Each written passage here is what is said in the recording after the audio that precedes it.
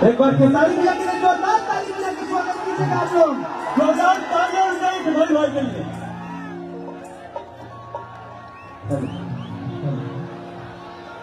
Hello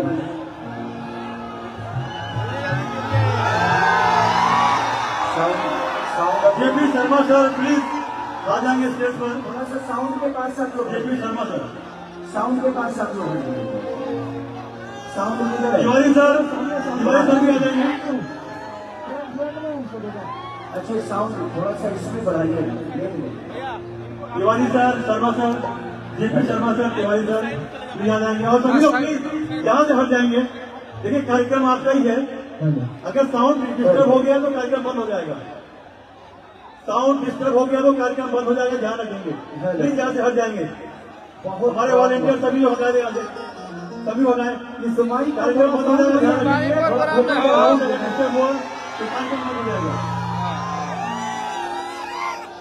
बहुत दूर हट जाएंगे स्टेज तो हम दूर हट जाएंगे। सभी लोग दूर हट जाएंगे, बहुत दूर हटेंगे, बहुत दूर हटेंगे, बहुत दूर हटेंगे, सभी लोग हट जाएंगे।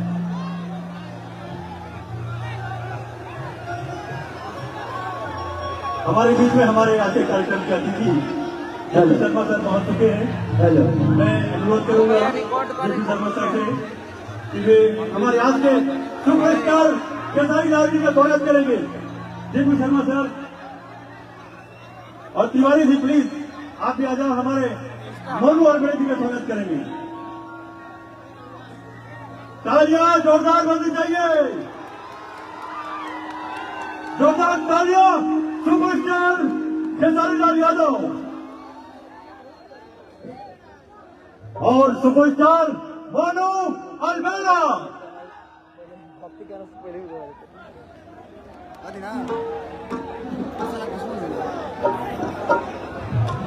सभी लोग प्लीज हट जाएंगे यहाँ से, प्लीज हट जाएंगे। पहचाना तो हम पहचाना कौन बाबा ये सब लोग से मिले।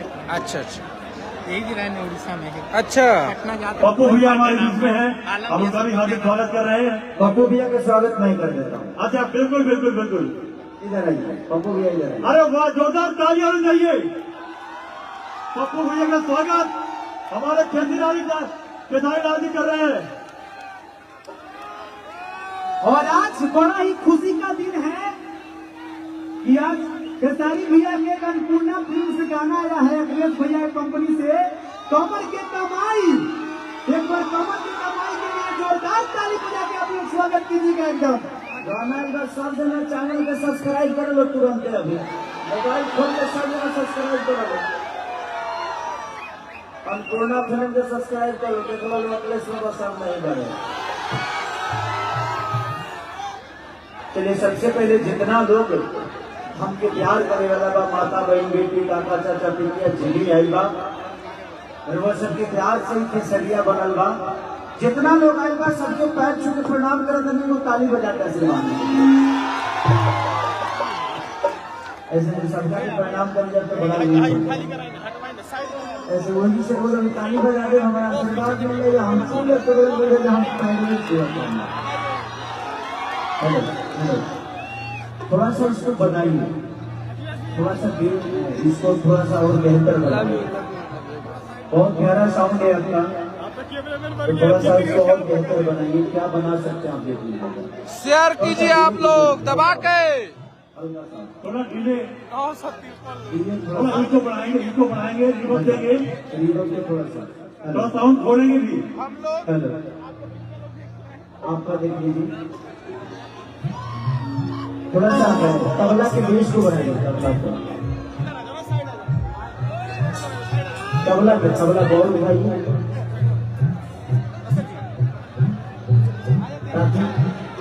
ताकि को थोड़ा सा ऊपर।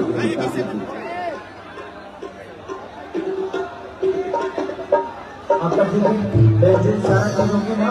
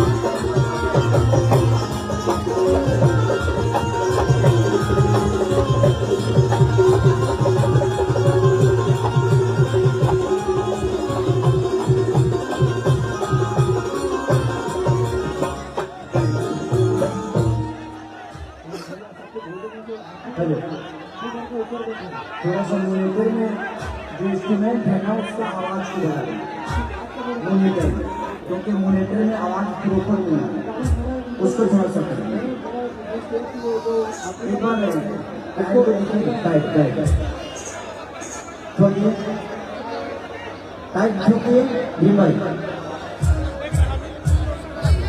साइड का मारा है, बेंजू का मारा है, नाम का मारा है, सामने वाले तो थोड़ा सा बना।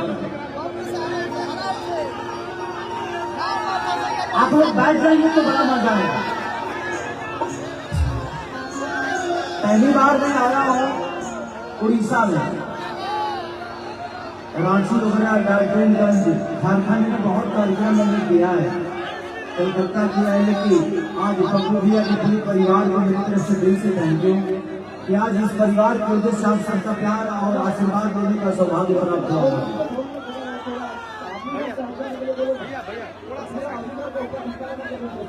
इसलिए दिल से थैंक यू इस परिवार को कि परिवार का हिस्सा है मेरा। जितेंद्र भैया जो हमारे बिहार के मंत्री हैं, आज खेल मंत्री भी हैं और कला संस्कृति मंत्री भी, जिनका इस परिवार से बहुत जुड़ाव है। आज से किसानी लाल यादव भी जुड़ गया इस परिवार से। तो अब घर में कौथों पर तो खेसरिया आई, अब खेसरिया घर का बेटा हो गया तो चिंता मत करो, खेसरिया से दूर भेज देना रहा कौनो काथा पूजा हो, कौनो कंपनी को उद्घाटन हो तो तू लोग कहिए कि पप्पू भैया जल्दी खेसारी से बुला लो, ठीक है ना? पप्पू भैया फोन कर हम चल जाए देखा सुन देखो रिदम उदम सब गायब हो गया भैया, थोड़ा सा देख लीजिए रिदम उदम सब गायब हो गया।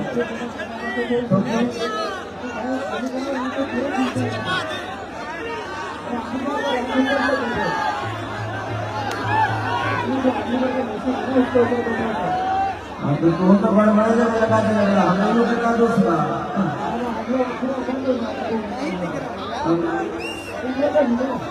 किधर किधर पहले सामने वाला लाइट थोड़ा सा ऑफ करिए ना तब मुझे पता चलेगा। हाँ क्या बोल रहे हैं आप? हाँ उसके नीचे अच्छा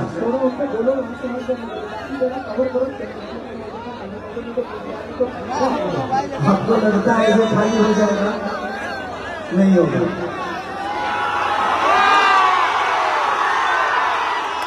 अब खेसारी का कार्यक्रम पहली बार करा रहे हैं, शायद इसलिए अनुभव नहीं है आपको। मेरे कार्यक्रम में हमेशा हंगामा ही होता है।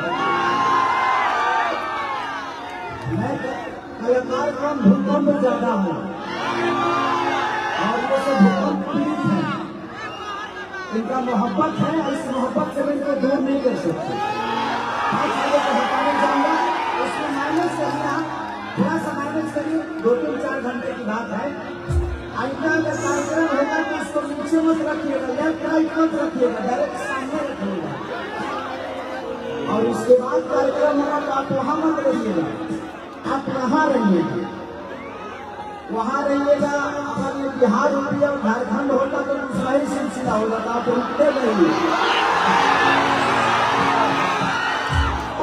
मैं आपको ये बोल रहा हूँ, खेसारी जब भी आया तो आप बीच में कभी मत रहिएगा, आप यहाँ रहिएगा या स्टेज के पीछे रहिएगा, तो आप अच्छे से हैंडल कर पाएगा। अदरवाइज मेरे ऑडियंस जो है ये मुझे प्यार नहीं करते हैं, मेरे लिए जान देने के लिए प्यार करते हैं।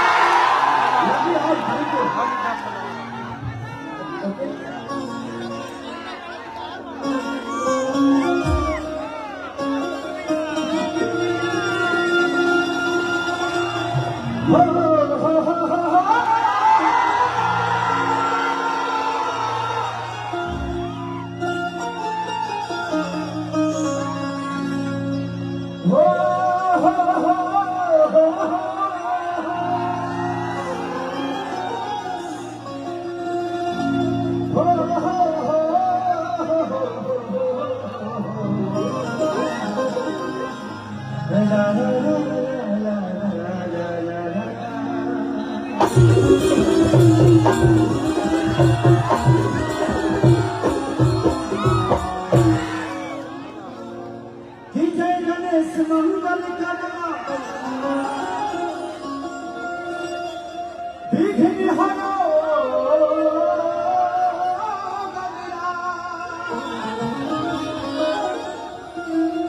एक दंत कलिवार बदना सीधी बनना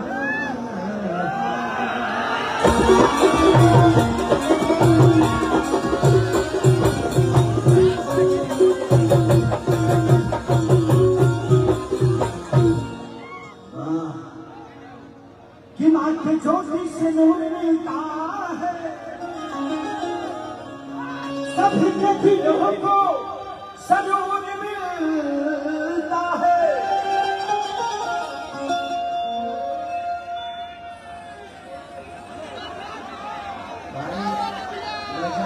जुबान चल रही हमको में मत धोखा दिया कि महक के दरबार में जो जाए खाली है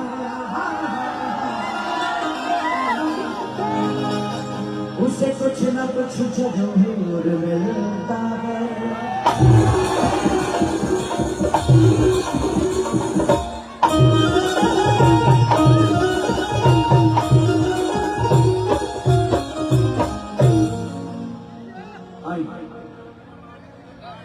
एक भक्तवान के दरबार में गए और ना करें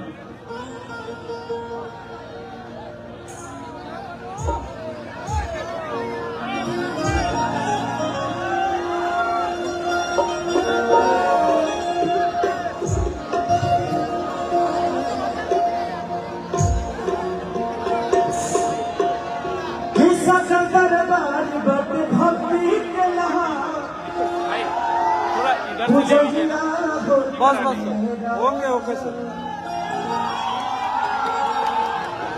अच्छा मान से कितना लोग प्यार करा तो हाथ उठाओगा प्रभु सवाल सच्चे दरबार की मेहरानी से कितना लोग करेगा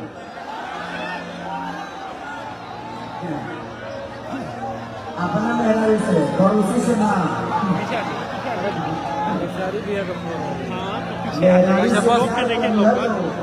दिखाई देता है जिंदगी में एक चीज हमेशा ध्यान रखिएगा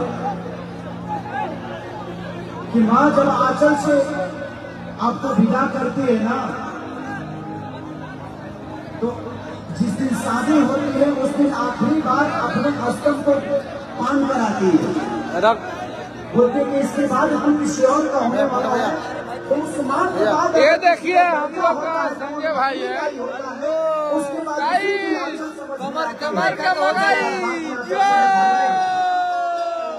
मेरा भाई है जान है। देखिए मेरा मोनू भाई नाचे वाला बुआ खेसारी स्टाइल में से लव यू गर्दा मचल जाए अखिलेश भैया कंपनी से गाना है कमर के कमाई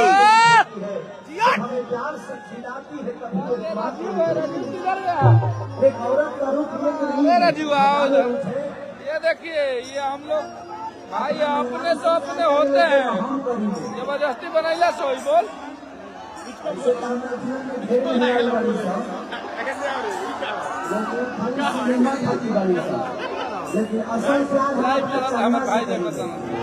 कैसे हैं? नमस्ते प्रणाम आप सबको। सब लोग ऐसा ही प्यार आशीर्वाद देते रहिए अपने अपने सुपरस्टारों को और सपोर्ट करते रहिए ज्ञानती फिल्म्स को। ज्ञानती फिल्म आप सबकी चैनल है, अन्नपूर्णा फिल्म भी आप सबकी चैनल है। आपकी पत्नी ही आपकी दुख और सुख से काम आने वाली है, बाकी जिंदगी में हमेशा मोहब्बत करिएगा अपने माँ। कश्यप जी हैं बहुत अच्छा गाना लिखते हैं लेकिन मेरे लिए नहीं लिखते इसलिए हम इनसे नाराज रहते हैं हमेशा। हम लोग का सुपरस्टार भाई भी है मजाक में थोड़े नाचे वाला हुआ खेसारी स्टाइल में ये मिलाई बाकी खेसारी ना हुई। ये मेरा भाई एक पानी पे रह के भैया पे इतना गाना गा के 100 मिलियन भाई का प्यार है बस दो वाला बात किया है। आइए आप लोग भैया को देखिए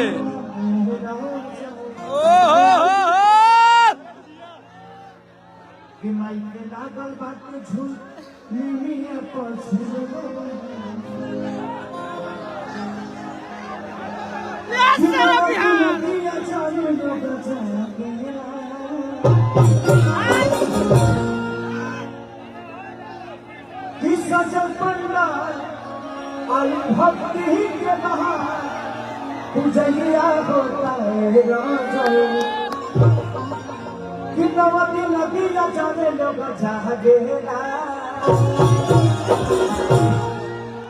राम समाई सच्चे दरबार की कमाई के राजा राजा मुझे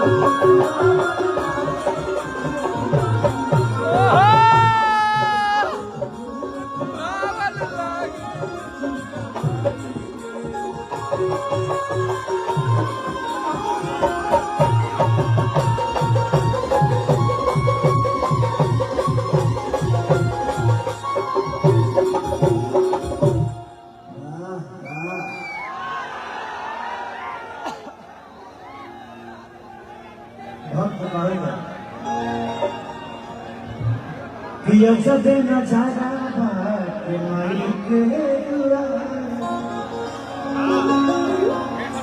खिलाई लगा के लोग करे किया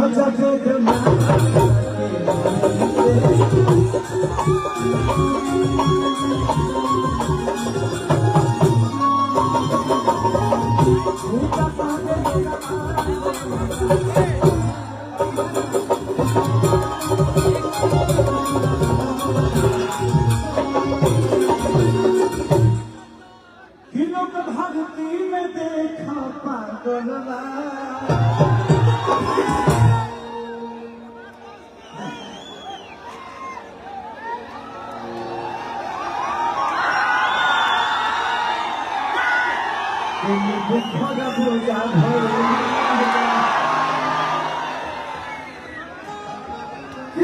भक्ति में देखा तमाई के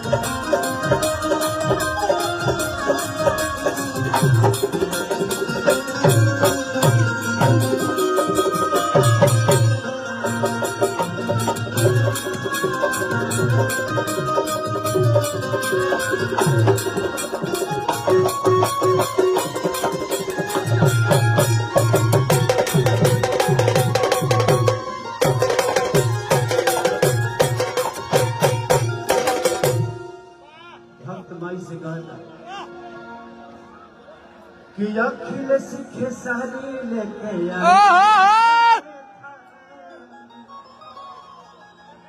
कि कृष्णा के दरदी पूजा करस हरि हरि गुरुदेव कि अखिल सीखे सारी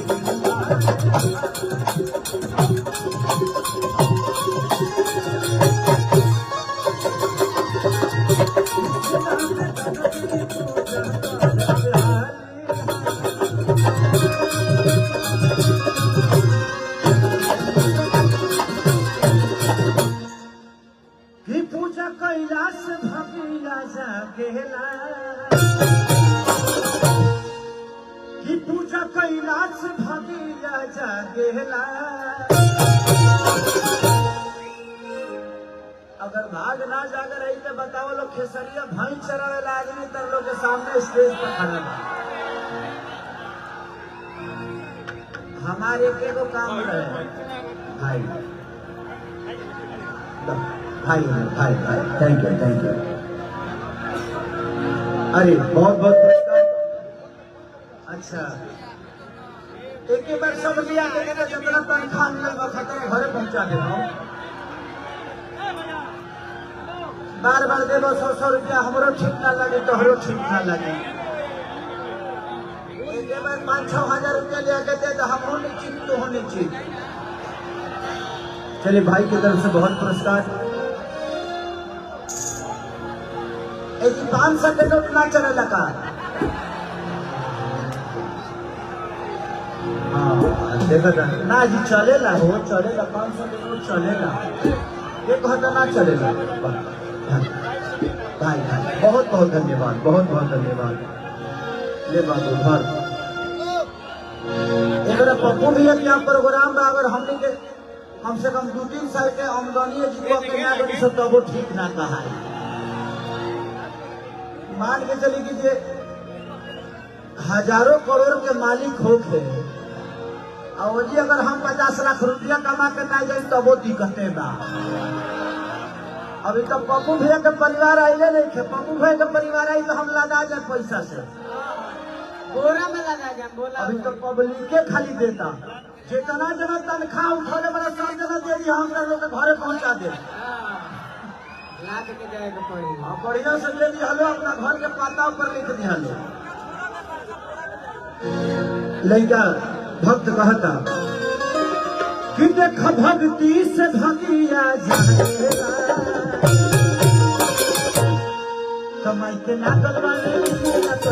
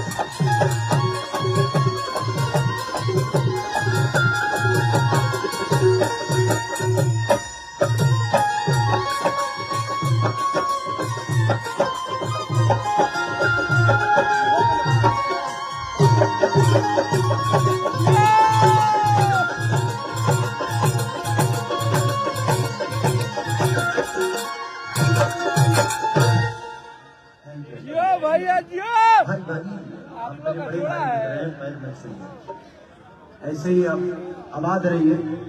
ये तो पैसा देने खातिर झगड़ा कर जला। अरे बाप अब हम कहाँ ले जाए वो दे दो वो दे दो वो दो। हाँ तो सार हम हमारे गाँव में चपरैठा कहो ना हमारे ससुराल है चपरैठा तारी बहनी के हमारे जीजा जी के दे देवे के कहीं तो 150 रुपये लेके चल गई है। अच्छा आप लोग सोचते हैं मैंने कि खेसारी लाल यादव पैसा क्यों लेता है। मैं जानता हूं कि आपकी मोहब्बत मेरे लिए बहुत मायने रखती है लेकिन वो मेरे लिए पैसा नहीं है। आप लोगों ने जितना दे दिया है किसी दिन साइकिल की औकात नहीं है खेसारी लाल 3.5 करोड़ की गाड़ी पे चढ़ता है। वो आप सबका देन है मेरा कुछ नहीं है उसमें। मैंने जिंदगी में कम से कम 10 आदमी के घर में झाड़ू पोछा लगाया है और सबसे बड़ा इतिहास गुड्डू रंगीला जी उनके घर पे कम से कम 8 महीने में सिर्फ झाड़ू पोछा और बर्तन धोया है मैं। ऐसे कई लोगों के कई सारे स्टारों के घर पे मैं रह के झाड़ू पोछा किया हूँ। तो जिंदगी में जो आप सबने दिया है ना मुझे लगता है कि मैं पैसा जब लेता हूँ आप मुझे छूते हैं और उसी में आपका संतुष्टि होता है। आई एम राइट ना आई एम राइट। तो जिंदगी में हर आदमी का एक सपना होता है कि अपने जिसको प्यार करता है उसको छूना चाहता है। देखिए भाई उस समय से इधर उनको छोड़ दीजिए 100 रुपया। हाँ आ जाए ना वो जितना लोग के लगे पैसा मत लोग दे तो हम तो लोग के घरे दे दे लेकिन तू लोग अपने लगे मत रखी। हाँ सारा पैसा है ना दे दो भाई हमारे भाई। Thank you so much thank you so much. अरे लव यू भंवर भाई, love you love you love you love you love you. तो ये होता है, ये मोहब्बत है आपकी कि आप मुझे छूना चाहते हैं और मैं आपसे छुआना चाहता हूँ। भाई भाई thank you thank you thank you thank you thank you. देखो लास्ट भजन होकर बाद तुरंत जो चाहता रहता हूँ निकाल।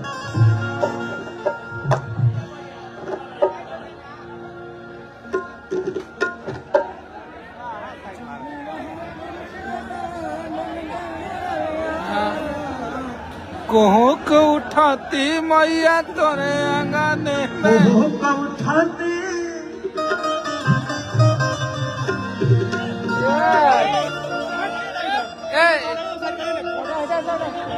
कि जो मेरा हाथ मैया आज बन के कोयलिया,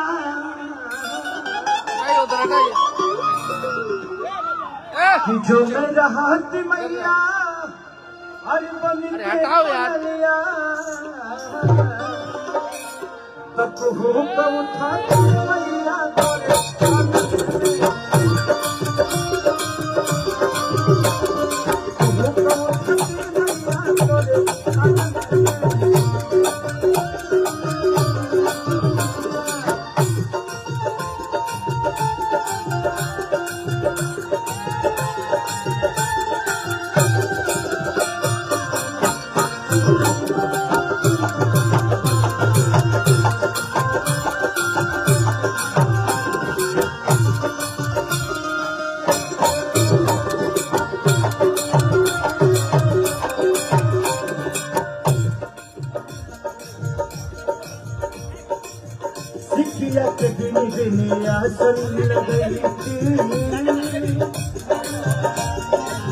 तोहर के माई हम तो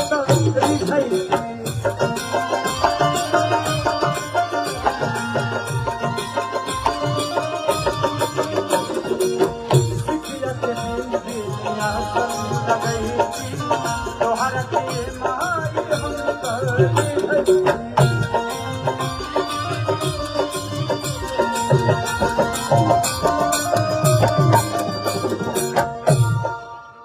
कि जो मेरा हाथ मैया हर पाँव के पैजनिया, कि जो मेरा हाथ मैया हर पाँव के पैजनिया, तो क्षमा को उठाती मैया तोरे आंगन में।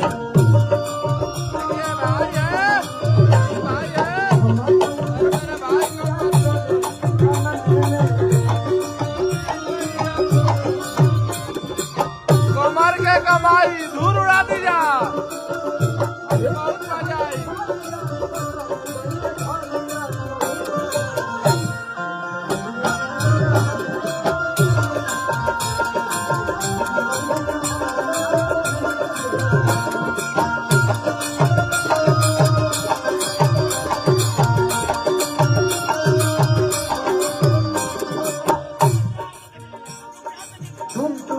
सारी आशा लगवले यही से माई आसम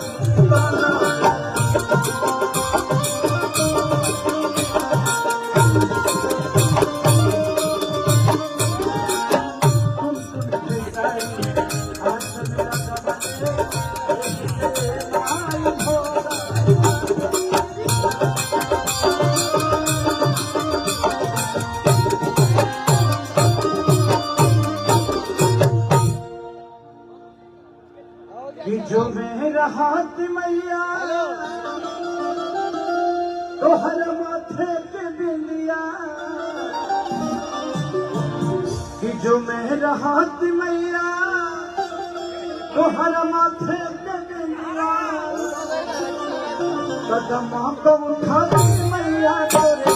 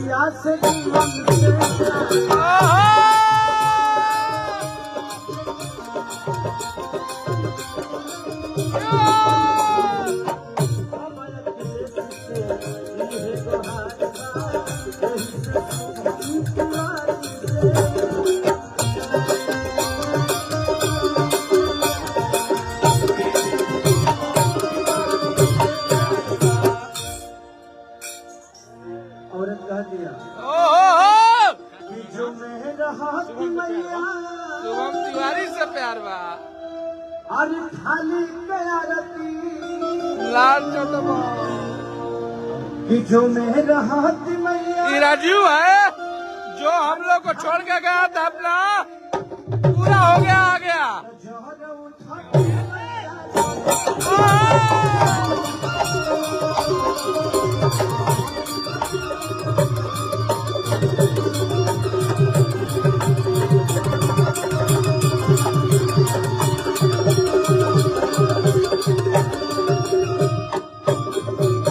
देखिए अभी के हिंदू के धर्म में बहुत सारा देवता बारे अगर बारी बारी से बनाओ ले तो पूरा रात पीते ले कहने के देवता कम ना हो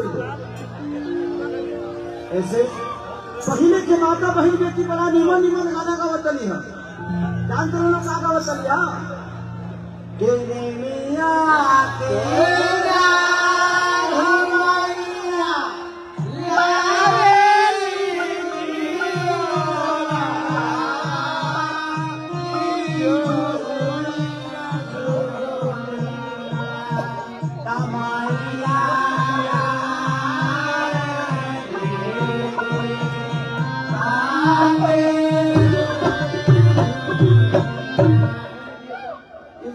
कोरस करा था रहा। आजकल के जनरेशन बदल गई बा आजकल के तो लड़की खाली सजा ले तरी सब एगो मारुति के गियर खाली सैंडल पहले तरी सब जींस पैंट पहले तरी सब अरे जियो मंदिर के गेट पर जाके कहते से हेलो दुर्गा माँ हेलो दुर्गा माँ मैं थोड़ा से जा रही हूँ KGF देखने आऊंगी तो तेरा दर्शन करूंगी सिनेपोलिस में हाँ करे बने इनमें दोस्त केहू के नहीं थे केहू का ना आज के अगर लड़की अगर साड़ी पहन के जा समाज के में तो लोग कहीं के देहात के लिए अरे जियो समाज के दिखाने खातिर जींस पैंट पहने के पड़ता इसलिए समाजी अवसर हो गई का करी पड़ी क्या करी आज खाली सजा के का होता है सर कहा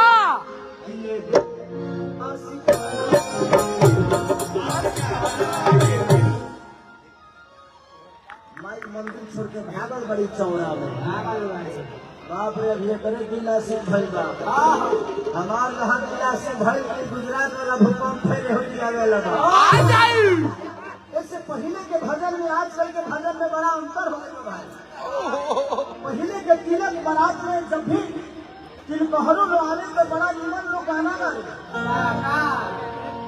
कि पापा सब मिलना रौना जारी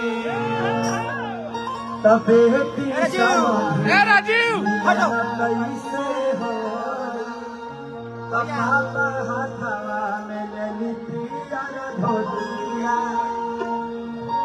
आजकल उल्टे चलता राजीव राजीव समय के साथ हर चीज के बदलाव भैया हो रहा है। आराम से भैया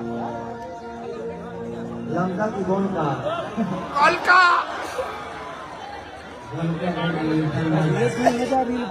बनाया जाएगा अभी।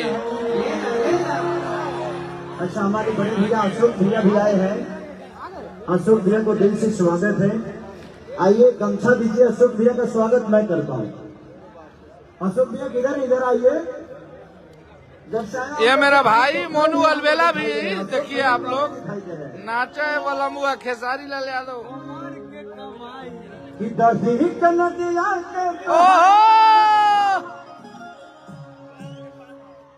किनारे राखवा भइले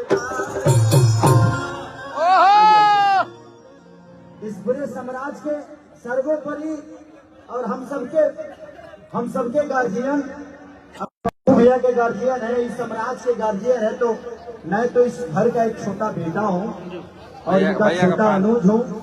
और आज से इतना प्यार मिला मुझे, मैं बहुत जगह कार्यक्रम किया हूँ।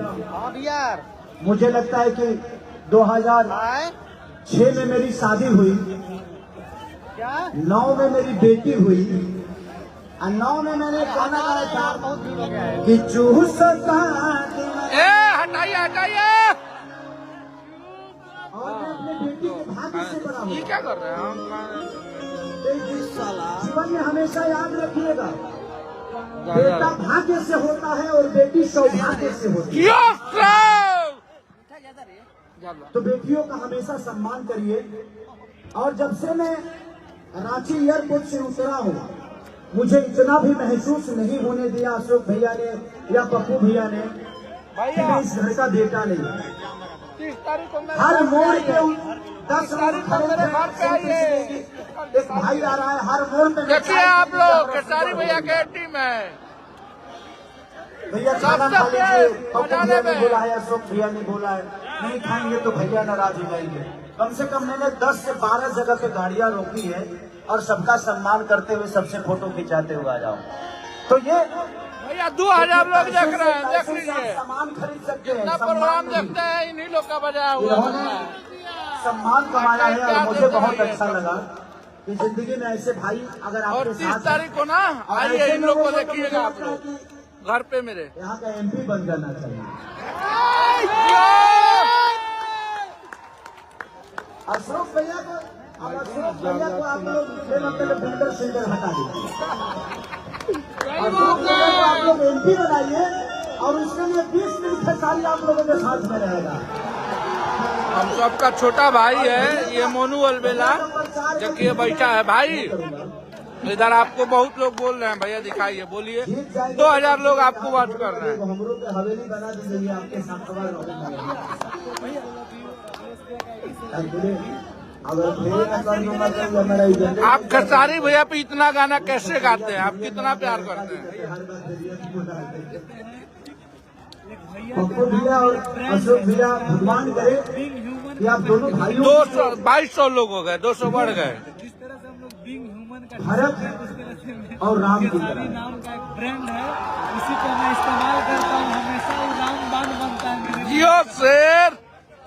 नाम बहुत बड़ी बात है। एक बात बताना चाहता हूँ, लेकिन अगर भाई का भरत ऐसे ही गाते रहिए, सब गाना जाएगा। जबकि साथ में लक्ष्मण गए थे, लेकिन भरत प्यारा क्यों थे ये मैं आज आप सबको बता रहा हूँ। भरत प्यारा इसलिए थे कि आजकल 2 गज जमीन के लिए भाई भाई का हत्या कर देता है, लेकिन उन्होंने भाई के गद्दी पे कभी बैठा नहीं।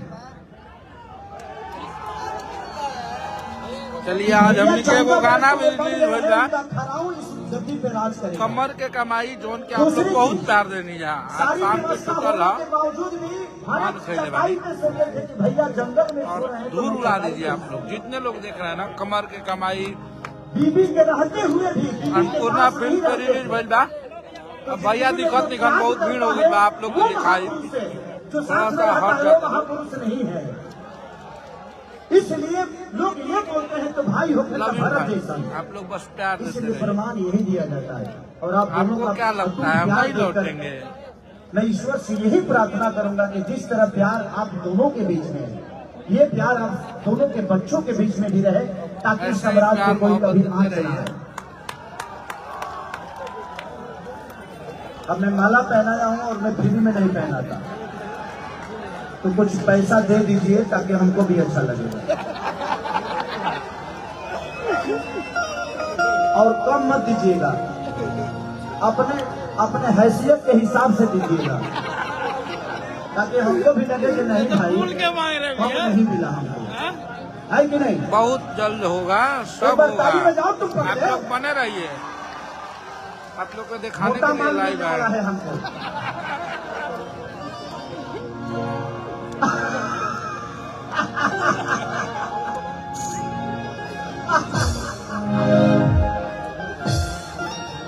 पैसा घर से मंगा लीजिए। अभी पैसे की बहुत जरूरत है। आप दोनों को आना है और लुटाना है। आज लगना चाहिए कि आज नोटों की बारिश हो रही है, मिल नहीं रहा है, बारिश हो रही है। चलिए, थैंक यू सो मच भैया, प्रणाम। और ऐसे ही मोहब्बत हम सब भाइयों का बना रहे और आप लोग गर्व महसूस करिए कि अशोक भैया जैसा, पप्पू भैया 30 जनवरी को आप लोग जरूर भाई हमारे आएंगे, सब लोग आइए, आपका भाई काम आएंगे, क्योंकि आपके अपने है ये सब शो है भैया, आप लोग जरूर हल्ला करके ताली बजा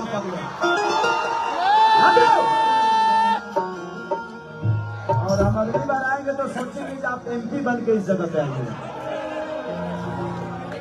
मेरा सहयोग जितना होगा मैं अपने भाइयों के लिए करूंगा और हमारे बस चले तो हम पूरा दुनिया में हर जगह बिहारी भर देंगे।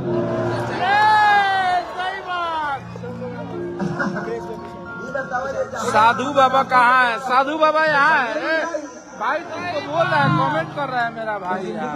अपनों को हमेशा पीजिएगा, सीढ़ी का ना लगा ले रहा बोला साधु बाबा का। संजय यादव भैया को निकाल दीजिए। देखो साधु बाबा कहाँ है? कितना तुमको प्यार करता है संजू यार। सब भैया का हनुमान है, जान देता है भैया का। डांसर महोदय आप लोग आ जाइए, खाली कीजिए आप लोग देखिए हिट मशीन को अपने। साइड हो जाए भाई, ताकि मैं देख सकूं लोगों को। दोस्त थोड़ा सा पीछे होंगे ना तब मैं देख पाऊंगा इन लोगों को, तो मजा आएगा। आप लोग आइए।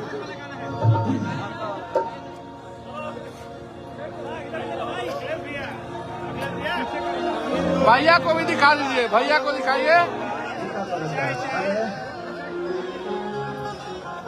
पीछे से, पीछे से। सुनील बन गया भैया।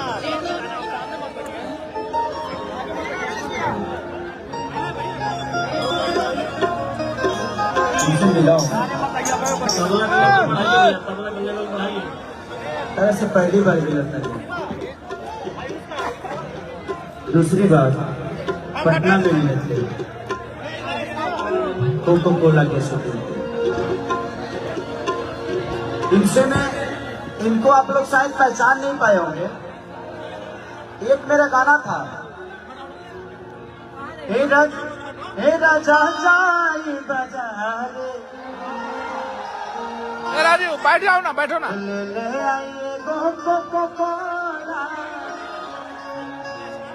उसमें इन्होंने काम किया था जब मैंने घुटन वाला किया था। बहुत प्यारी है ये।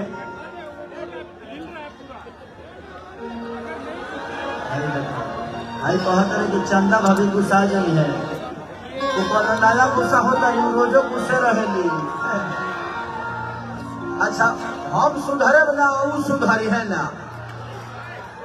जिंदगी में अगर मैं इसको पकड़ रहा हूं तो आपको लग रहा है ना कि आप पकड़ रहे हैं, मुझे पकड़ो पकड़ी। अपने आईडी का लिंक भेज दीजिएगा। मैं कुछ भी करूंगा ना तो ये लगेगा कि यही लोग कर रहे हैं, क्योंकि ये लोग कुछ प्यार करते हैं ना। व्हाट्सएप में अगर आपने मुझे खुश कर दिया तो समझो कि सबको खुश कर दिया। मुझे खुश कि दही के नदिया के तो हगा। हम लोग थोड़ा सा मर्यादित गानों को गाएंगे। रीजन की हमारी माता बहन बेटी भी यहाँ पे है, तो हम कोशिश यही करेंगे कि हम सब गाएंगे, करण को पता है। लेकिन हमारी अपनी घर के ही माता बहन बेटी है। जब ये लोग चले जाएंगे उसके बाद आप लोग जो कहेंगे वो मैं गाऊंगा। लेकिन जब तक ये है तब तक हमारी मर्यादा, हमारा घर का इज्जत, हमारा घर का सम्मान है। इस सम्मान को हमें ही बचाना होगा। आई लव यू नींबू खरबूजा भाई।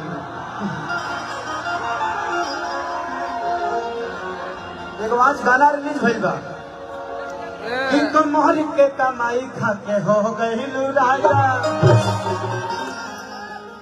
अन्नपूर्णा फिल्म से ओकरो के रिकॉर्डिंग ना सब कर रहा कि चढ़ल जवानी जोर भइल बा, हे राजा देह कमजोर भइल बा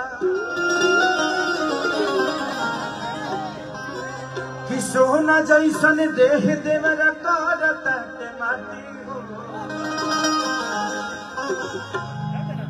अलग तरतिया में तोड़ दी खाती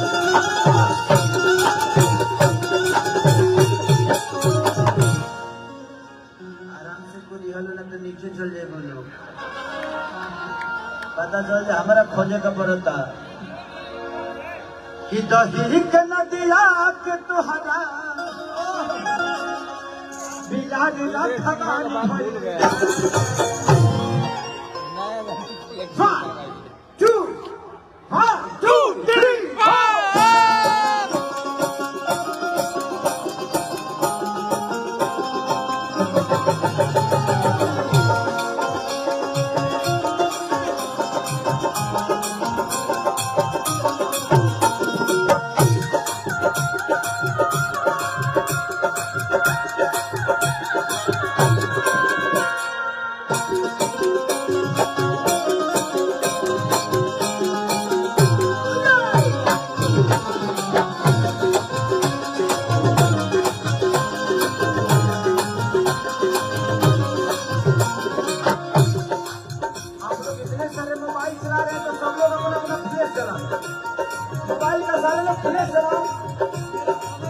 मोबाइल की लाइट जला लो लाइट जलाओ सब लोग तो भगवान राम की 22 तारीख को आने वाले हैं लेकिन आज उड़ीसा में आज ही दीपावली बन जाना चाहिए सब लोग लाइट जलाओ सब लोग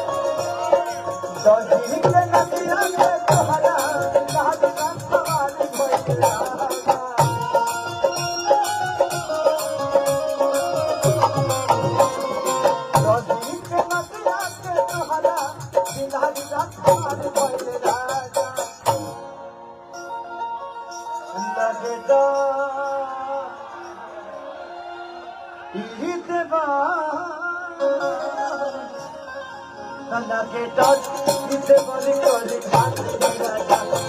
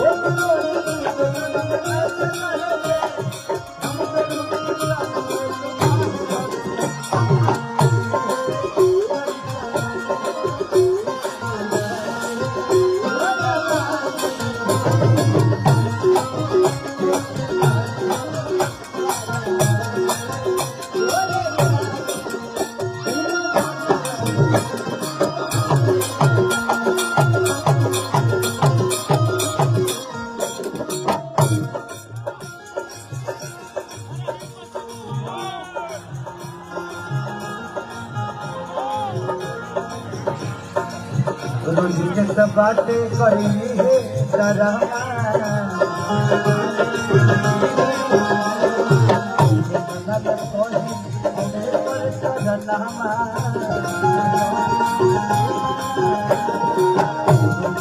बातें करी है तारा कोई हम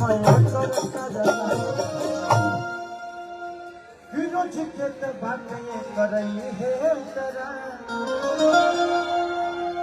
तना ले कही हमरे कर करना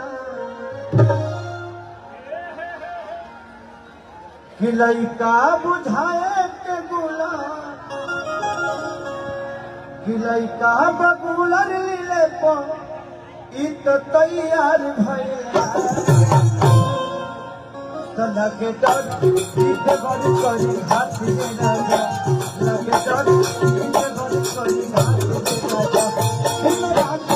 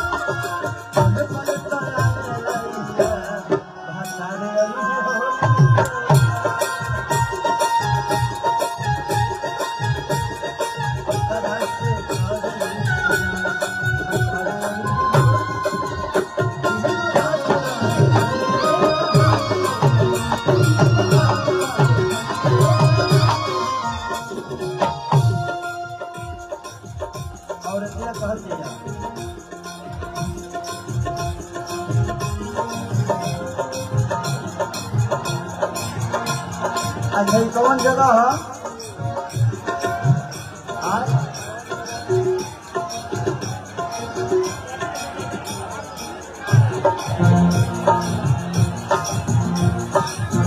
उड़ीसा के छोड़ के तुम आजा बिहार में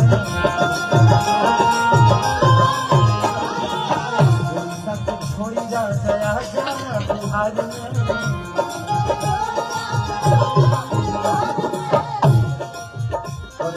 नौकरी बलमुआ बेकार में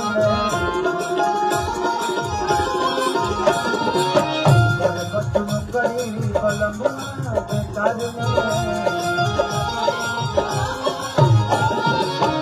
उड़ीसा के छोड़ी तू राजा बिहार में नौकरी बलमुआ बेकार में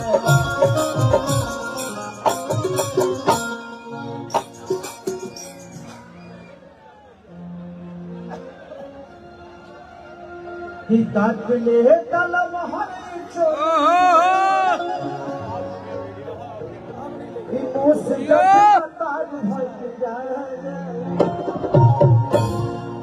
कि काट ले का हमरो चोरी जस दातार लगे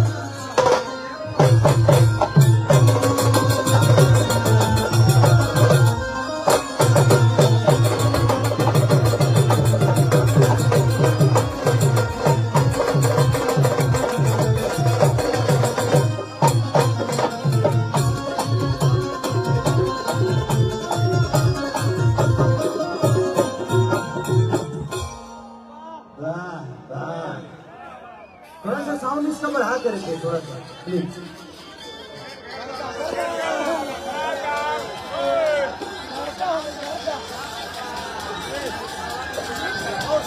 थैंक यू भैया की तरफ से बहुत पुरस्कार। सानिया मिर्जा वाला, अच्छा थैंक यू। अच्छा मनोज कुमार यादव जी की तरफ भैया बाद में फोटो ले लेंगे, फोटो वाला काम बाद में कर लेंगे। सानिया मिर्जा वाला गाना सुनिएगा। फिर से जेल भेजवाइएगा। देखिए सानिया मिर्जा वाला केस मुझे आज तक याद है।